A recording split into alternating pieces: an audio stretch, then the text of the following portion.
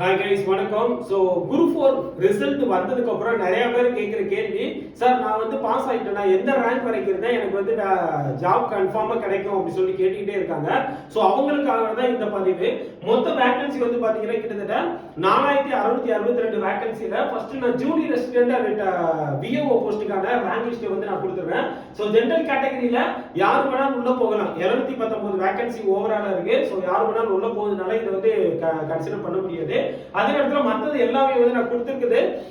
Communal கேட்டகரியில இந்த ரேங்குக்குள்ள இருந்தீங்கன்னா நீங்க வந்து கன்ஃபார்மா உங்களுக்கு வந்து ஜாப் கிடைக்கும். கரெக்ட்டுங்களா? சோ அதே மாதிரி இதுவே வந்து ஜூனியர் ரெசிடென்ட் அண்ட் விஏஓக்கான கம்யூனல் கேட்டகரி வைஸ் இந்த ரேங்குக்குள்ள இருக்கணும். ஓகே. அதே மாதிரி டைபிஸ்ட் வந்து பாத்தீங்கன்னா ஜெனரல் கேட்டகரியில 432 வேகன்சி அப்படிங்கிறது இருக்கு. இதுல யார் வேணாலும் உள்ள போகலாம். அதனால அதை வந்து நம்ம ப்ரெடிக்ட் பண்ண முடியாது.